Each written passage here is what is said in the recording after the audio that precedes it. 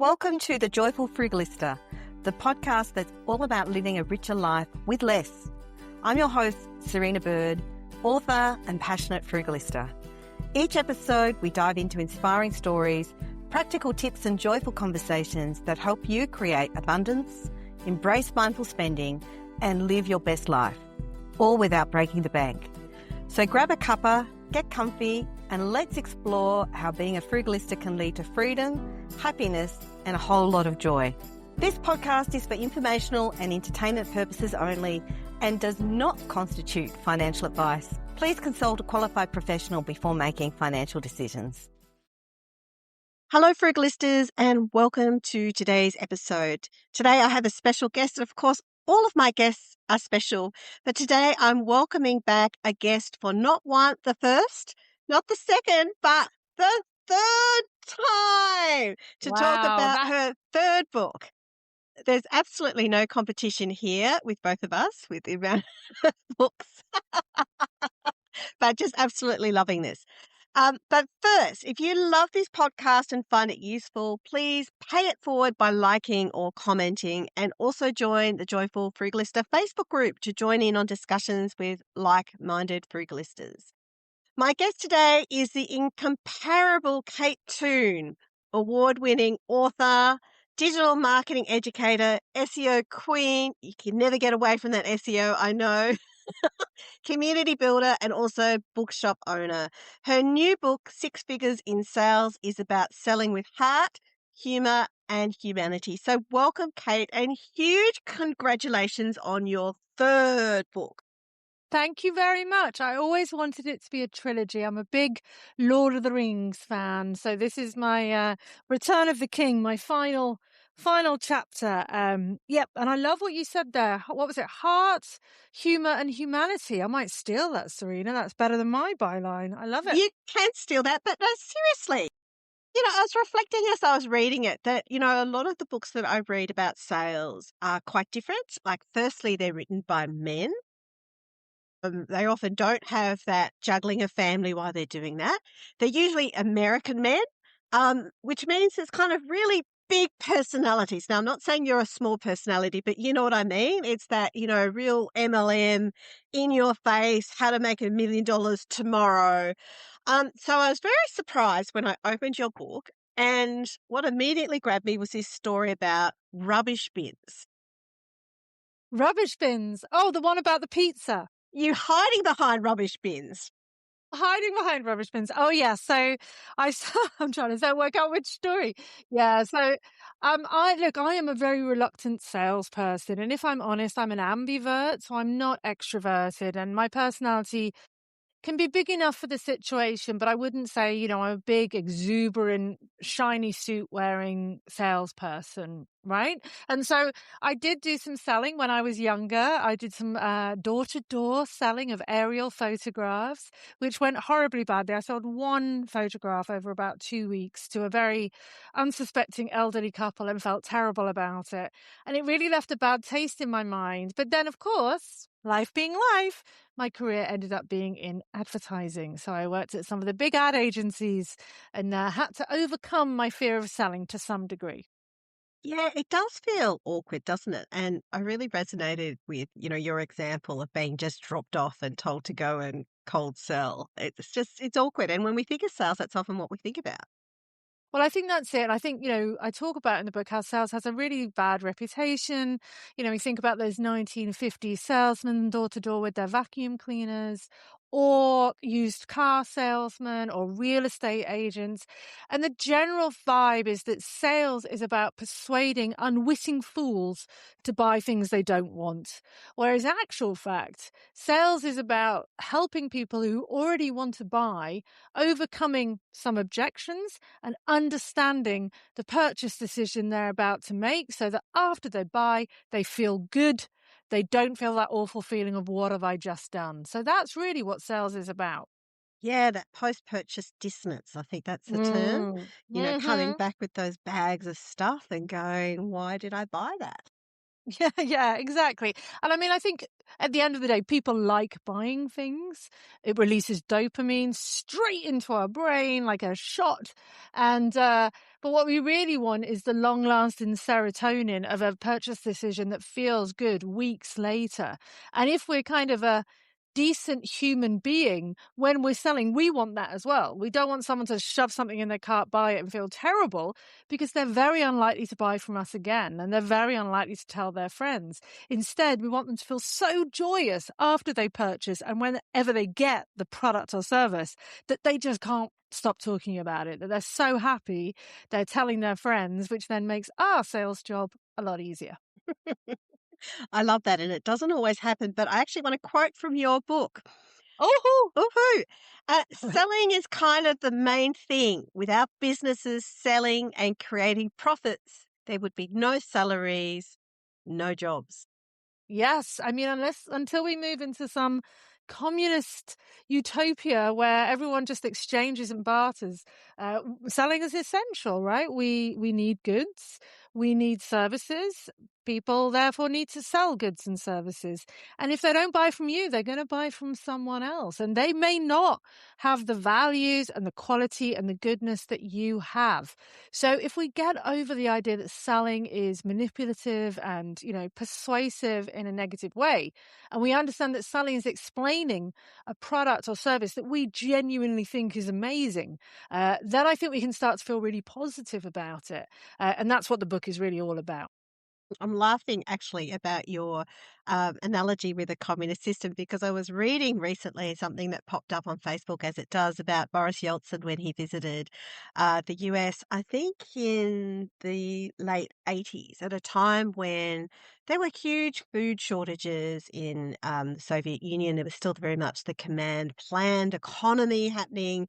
And he'd been to visit space center in Texas, and on the way to the airport, he said, "Look, unplanned, but I'd really like to visit a supermarket." And it just blew his mind, apparently, because he was looking at these Jello pops or something in the freezer. The amount of food that was available, and in back home, to be involved in food manufacture or sales was a very specialized thing. And yet, he is like someone who finished high school was managing a supermarket. So we tend to forget these things, but yes, we like buying, and it's an integral part of our economy.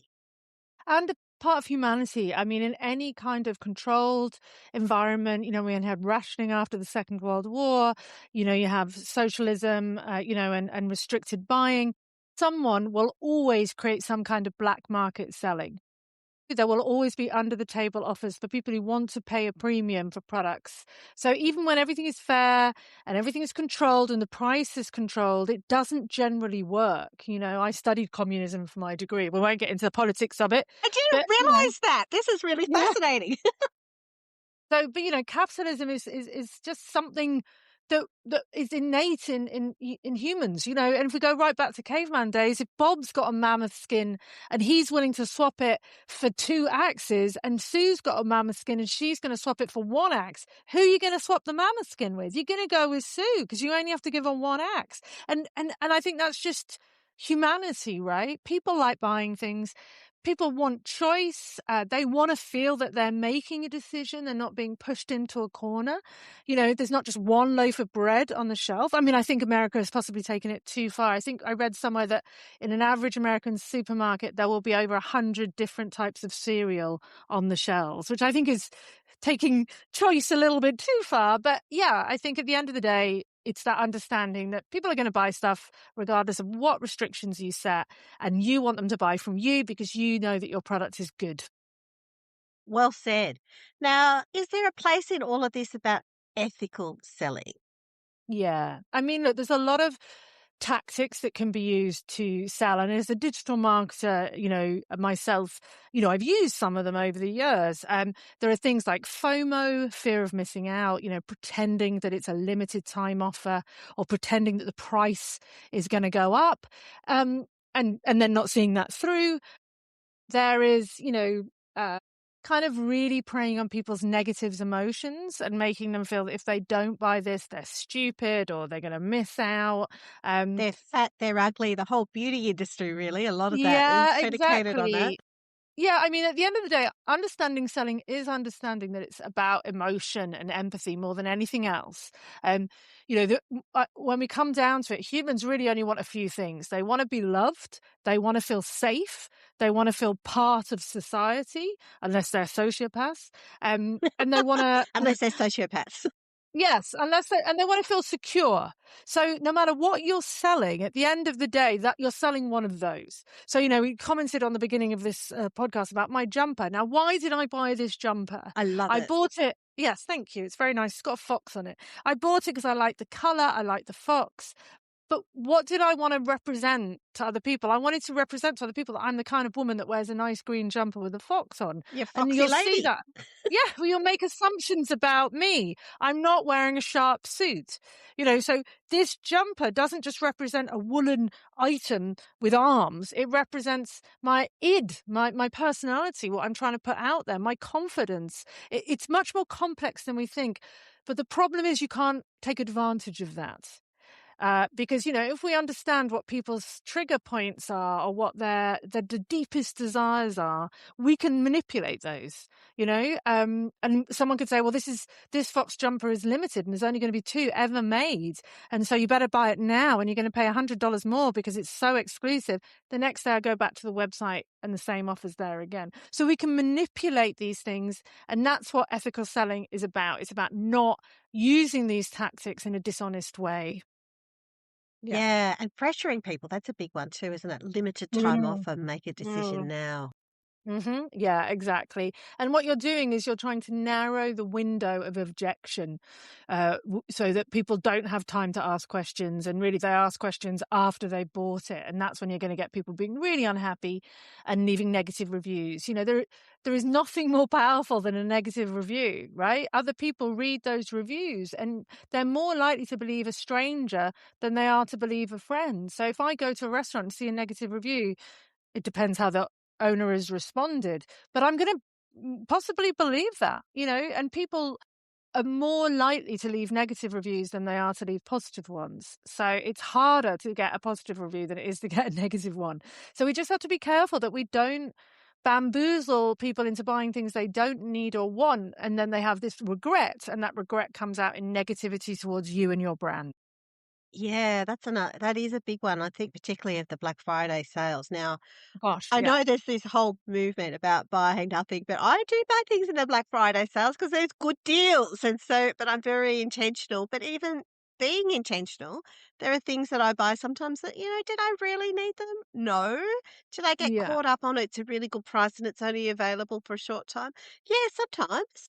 Yeah, I mean, I must admit, I do avoid Black Friday sales, and I don't ever do them myself as a digital marketer or a bookshop owner. I don't partake in that part of society. I just don't enjoy it. But yes, I think we've all bought stuff and regretted it, and then we've all examined why we bought it. And there's tactics, especially with digital marketing, where ads will follow you around the internet. You've been cookied, you've looked at something briefly, and you see it again and again. And what ultimately happens is the familiarity of seeing that product again and again builds trust. Right? You don't think it is, but because you've seen it 17 times, you think you know it better than when you see it just once. So you're more likely to buy it. And that's why this cookie and this dropping of images of the same product again and again will make you buy something that you weren't that keen on in the first place, because it's just familiarity. And we can use that to advantage. I don't like that. I don't like the cookie. But really, sales is about building rapport. Right? We are more likely to buy things from people we know and trust, or brands that we feel familiar with, because familiarity suggests that they've been around a long time, they're consistent, you know what you're going to get. Right. So Apple iPhone, at the end of the day, all phones are made in the same factory in China or wherever. But the brand and the marketing they do makes us believe that Apple iPhones are the best, and that we know what we're going to get. It's going to be cutting edge technology. The packaging is going to be beautiful. If you've bought from Apple before, you understand the buying experience, what it feels like to open up that box with the bit of tape and the white cardboard, and what it feels like to get that phone out. That familiarity is going to make you buy. Regardless of price or features, familiarity can be more powerful than both of those.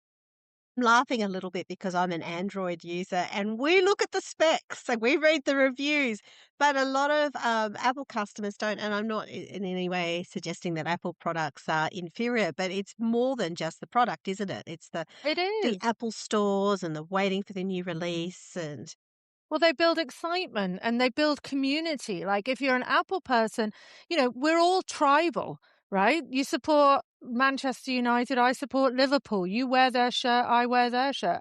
I'm an Apple person, you're an Android person. I'm a dog person, you're a cat person. We're all trying to, and what is that about? That comes back to what I said, that core feeling of belonging. I want to belong to a tribe, but I want to belong to the Apple tribe more than I want to belong to the Android tribe. And we may not think this on a conscious level. It's deeply subconscious. Being an Apple person, well, they've taught me that that means I'm creative, I'm cutting edge, I'm stylish. I'm going to look cooler. Android people are like, I'm an Android person because I actually care about a good product. I look at the specs. I'm a more serious person. I don't care about marketing. I'm not being bamboozled by the white packaging. But each of us are being manipulated to believe we're part of a tribe, right? It's just yeah, a phone, it's just a phone. just a phone that we carry everywhere. I don't know about Yeah. you, but I don't know that I could deal without my just a phone. Yeah, but do you know what I mean? That the functionality is pretty much the same. I mean, one has a larger spec camera, one has a different app. At the end of the day, we call people, we message, we watch Netflix on it. But the brand association, the emotions we have about that phone are much deeper, and that's advertising and sales. Yeah.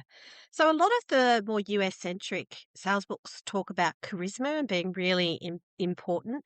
I think Napoleon Hill in his Think and Grow Rich, he actually had a different term for it. I think he called it like sex, like, not in terms of, women in bikinis on beaches, but this sense of personal charisma. So how important is this likability quotient? Yeah, well, I would say it's less about charisma and more about rapport. So, many people can build rapport without being charismatic. Like if you're a super boring, focused accountant, that's actually what I want from an accountant. I don't want you coming out dancing with nipple tassels and white teeth, you know? That's a new one. Yeah, but you see what I mean? So building rapport with your ideal customer isn't about dancing and being incredibly witty and incredibly funny and incredibly beautiful. It's about talking to the person in a way that they understand and meeting them where they are. So I'd say it's rapport. And I have a whole chapter about building rapport in the book. And some of it is classic sales tactics. So it's things like looking people in the eye, smiling, mirroring body language, talking in a measured, calm way, listening, repeating back what they've said, but saying like, oh, so you want an Android phone? I understand you want an Android phone because you really like the specifications and the tech. I've heard you. I've listened and I've repeated it back. Therefore, you feel understood. That is building rapport. It's not about being sleazy or charismatic necessarily. It's about making connection. And I think even the most uncharismatic people can make connection. I mean, sure, if you're beautiful and have a great voice and you are so magnetic, fantastic, good for you. But not everyone is. And you can still sell without those skills. But I also think, sorry, I'm waffling a little bit. As time goes on, you can become more magnetic. So I will tell you, 10 years ago, I was not a great salesperson. Even 5 years ago, I didn't like talking to people on the phone. I hated the selling part of it. I have learned to love it. And I would say in the shop, this sounds so wanky, but I'm going to say it. I am a magnetic character and I've worked really hard at it to the point where it's become natural. So when people come in the shop, I'm not like forcing a, how are you? I'm generally like, oh, great to see you in the shop. Oh, I like your jumper, oh, where are you from? Where'd you get that bag? That's awesome. What are you reading? Oh, you love that book. I love that book. Have you read this? And it's not fake. I genuinely enjoy it. And I think that's something that is indefinable. If you love what you sell and you're passionate about it, that will come across. And that is more important than charisma. Do you follow you on Facebook with all your adventures with your shop? For Mm. those listeners who might not know about your bookstore, just a quick opportunity for you to plug where it is. But yeah, so I bought the bookshop 2 years ago. We're up to our 2-year anniversary in a week or so, and a bit of a whim. And It's in Umina on the central coast of New South Wales. We do have an online store, but I tell you, I have learnt more about sales in the last 2 years of having a retail store and face-to-face selling day to day with all manner of personalities than I have ever learned sitting at behind a computer. So, the reason why a lot of these sales books are written by men, American men, and salespeople is because that frontline experience is savage, right? When you're trying to sell someone a book and they look you cold in the eye and say something rude to you, being able to deal with that and turn it around and turn a bad interaction into a good interaction and to have the person leave happy, that that's something that it's hard to learn without actually experiencing it. So those salespeople have done their time. They've stomped the streets, they've knocked on the doors, and you learn a lot from that. But I think some of them push it a bit too far. I do follow you on Facebook, so I've seen your lovely shop and I've seen the trials and tribulations. I mean, there's Mm, obviously been a lot of joy, particularly in the community building, but it certainly hasn't been easy sailing for you at all. yeah. No, but you see, the trials and tribulations have actually served me incredibly well. If I'd have moved into that shop in a week with no drama, where's the fun in that, right? So this is another big aspect of sales, like sharing your bad moments, your failures, actually embarrassing failures, because a couple of the things that went wrong with the shop, people could argue were entirely my fault. Lack of understanding, lack of awareness about processes and systems, trusting people I shouldn't have trusted. I'm a 52-year-old woman. I'm a business coach. Surely I should have known better. So to admit that I've failed and admit that I've made mistakes and that I'm still here anyway, that's going to bond someone to you more than just being perfect. We've had many years of perfect female influencers with beautiful kitchens and great hair and gourmet outfits telling us how wonderful they are and how they've had an 8,000 person launch. We don't believe it. We know that behind the camera is a pile of washing and they're sobbing, or that their lifestyle is they don't have to earn money, or they've inherited We wealth. secretly hope that. I don't know. I think we hope it, but I think it's true. I know a lot of entrepreneurs, and most of them are a lot of them are putting their good face out. And I think we're tired of that. And what we really want is honesty. We call it authenticity in marketing, which has become an almost inauthentic word. But people want to see your highs and lows. I mean, not your absolute darkest times. They don't want to see you weeping on your bed and during your period or something. But they want to know that you are human. And that's going to make them bond with you a lot more than if you're just perfect all the time. Yeah, true, true. I totally agree with that. And yeah, and I think, growing up in the 90s with all those, remember all the supermodels? It's Yeah. just been just such a move away from them. One of them is it Linda? Linda Evangelista, what were you saying? Yeah, she was actually quite well, I think, unwell, I think, recently, which is a shame. But, this whole I won't get out of bed unless I'm earning Yes. $10,000 Yeah. and this sort of, perfection with life. Yeah, there was this period, I think, where we were all sort of there was this focus on this perfection, particularly about Well, I mean, perfect women. I think it's much more recent than that. I mean, I think it's, the last few years, over before COVID, and I think COVID changed a lot. But what happened was a lot of women entered what was traditionally a male space of entrepreneurialism, and they tried to compete on the same battleground. So, it's very sweeping generalization, but it's generally a lot easier for a man to present well, and sell well and look good in an outfit, because he's not judged on his appearance in quite the same way, although that's changing now. But he slept. He didn't have to drop the kids off before school. He didn't have to do packed lunches. He isn't having to finish at 2 so he can get back and pick them up again. We can't deny that still a lot of the load of life falls on women. But women entered this entrepreneur space and tried to compete in the same way. So tried to look great and have the perfect family and have great businesses. And I think we set ourselves up for failure. I mean, that's what my first book is about, Mm. trying to balance the two. But I think it's changing. And I think we've seen a lot of the kind of super entrepreneur women now be a lot more honest about what their life is really like. And I think that's good. Sorry, my dog is whining in the background. He doesn't agree with me. Oh, your dog sounds super cute. So now back to sales. Is there a magic do to sales? Is there a formula that you just apply and you apply this formula and it kind of works every time? We're going to get the cute dog. Yes, that's a cute dog. This is Barry. Look, I think, it sounds cheesy, but the real formula is to be yourself, and sell as you and not try and be anything you're not. Um, Create a product that you love and that you can talk about with confidence. And generally always sell as if you're selling to fairly a person who's educated on what you're selling. So you're not explaining the basics to them. Um, but they're a friend.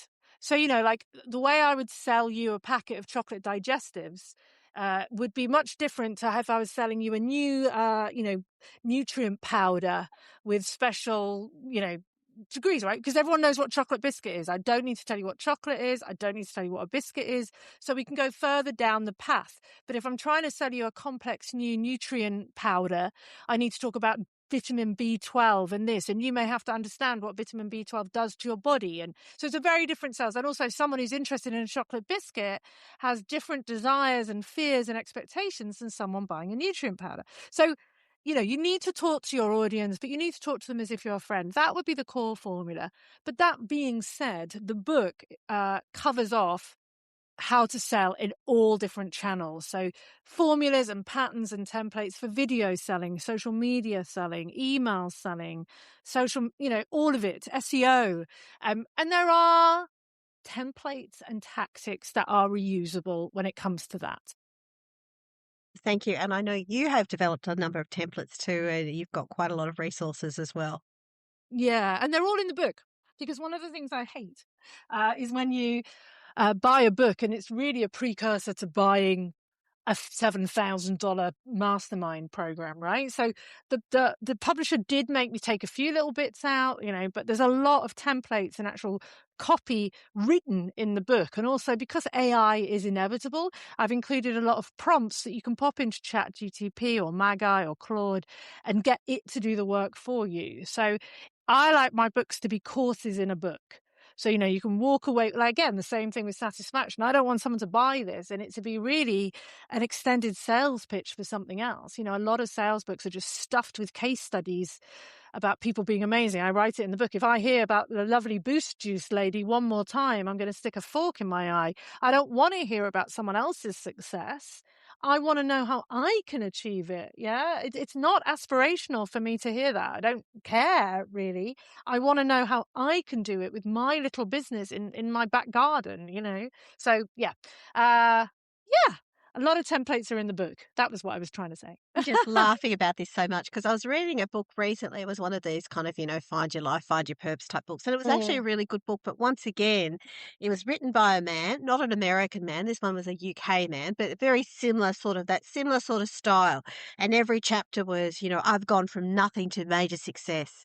mm. And you can check out my major successes here. When I did this major success thing, I did this. When I did this major big thing, I did this. And yeah, it's fine. And reflecting back a couple of decades ago, I probably would have lapped that up. But now I'm just like, ugh. Yeah. Yeah. And a bit of humility goes a long way. As I said, we want to admire you. We want to understand why you are the person teaching us or selling to us, why you deserve to be there. Like, if I was writing this book and I knew nothing about sales and I didn't explain my successes, it would be pointless, right? But we don't want you just tooting your own horn the way through and then inviting all your mates who are also successful to toot their horn. I picked up another book recently about similar sort of thing. And I would say 70% of it was case study interviews with people. And I'm like, I can listen to a podcast if I want to listen to someone waffle on. Why don't you do the interview, summarize what they've said into 5 points and put that in your book? Don't make me read the transcript of an hour-long interview. Like, what are you doing? That's not a book. That's lazy. So my books, I really do. There's a lot in there. It's fat. And as I said, my publisher tried to get me to cut more out, bless her. Um, and but I want it to stand on its own 2 legs. Shout out to your publisher as well, because I know we have the same publisher. Although Yes, Leslie's now moved, she's she now with a has. new publishing house. Yeah, Leslie's amazing, and I'll be forever grateful for her kind of opening the gate to publishing a book. I'm very grateful. Leslie, formerly with Major Street Publishing, and I'm sorry, I can't Now remember. with Rockpool. Thank Yes. you, Rapport. Thank you for reminding me. So I know you had previously provided two really great Frugalista tips, but I'm going to ask you once again, do you have a Frugalista tip to share? And I know you're a bit of an inner Frugalista because we were chatting about that before. Yeah, look, I mean, I think it does come back to my book again. And I know it sounds like I'm just trying to push my book, but I think it's about examining why you're buying what you're buying. We're all addicted to something, right? We're all addicted to purchasing or whatever. So I think it's really important to think, why are you buying this? And one of the methods I use is, am I hungry, angry, lonely, or tired? And Hungry, angry, angry, lonely, lonely, or or tired. tired. So Wow. it's called the Holt method, right? And it's used in, like, with drugs and alcohol and food abuse and things like that. But if you stop for a minute and think, what hole am I trying to fill with this purchase right now? Am I just a bit lonely? Am I just a bit bored? Do I just need a nap? Do I need something to eat? And then try to ride that wave. And if after that you still definitely want it and you've considered it, you put it in your shopping cart and you've left it there a few days and you genuinely want it, I think that's the way I go. So use the Holt method and examine why you're buying in the first place. And I think it will stop you buying a lot of things that you don't really want. I must admit to having a bit of a op shop shopping crutch when I'm having a bad day, which is why I did a complete buy nothing year the year before last. I'm sort of having a bit of a buy nothing light this year, but it wasn't really a financial problem because things can be really cheap in op shops, but certainly it is one with clutter Yes. and just And that can complicating be my life. yeah, that can be very overwhelming. I like what you've just said. There's clutter and complication. Like, you just have so much stuff that the stuff feels like it's weighing you down. And yeah, I think that can be a big problem. I have a leggings buying compulsion, so I buy a lot of leggings. And there's literally no room for any more leggings. So now I have a one in, one out policy. I have to throw a pair away unless I'll give a pair away until I can get another one. And that stopped me buying any leggings for nearly a year now. It sounds ridiculous, but we've all got little compulsions. And I think just being a bit conscious and a bit aware of our sales and purchasing mentality can make us a bit more frugal. Moving house is a big one. You suddenly discover things. Like I didn't realize, actually, it wasn't this house I moved, but another one that I had so many tablecloths. And I was in a Oh, house where I I wasn't know. even using tablecloths, but it was something aspirational about the perfect home and the perfect family. Fine. Believe me, the number of table settings I've bought, and I never invite anyone over. I don't like having people over, but I've got a beautiful table setting for the day. And again, look, we're back through it, aren't we? The kind of person I want to be, the kind of person I feel I need to be to fit in, is a person who has beautiful table settings. But I'm not that person, and I need to let it go. You are beautiful in many, many ways. Now, Kate, congratulations once again on your third book. Now, people can find you at your bookstore. Yes, they can buy my book at my bookstore. It's also on Amazon or all major places. But if you Google Kate Toon, you will find me somewhere. And I will follow you around the internet until you buy my stuff. Well, they'll definitely better find you, seeing you're an SEO expert. If they can't find you online, there's something wrong. There's But something wrong there, yes. excellent. Well, thank you so much once again. Thank you, Serina.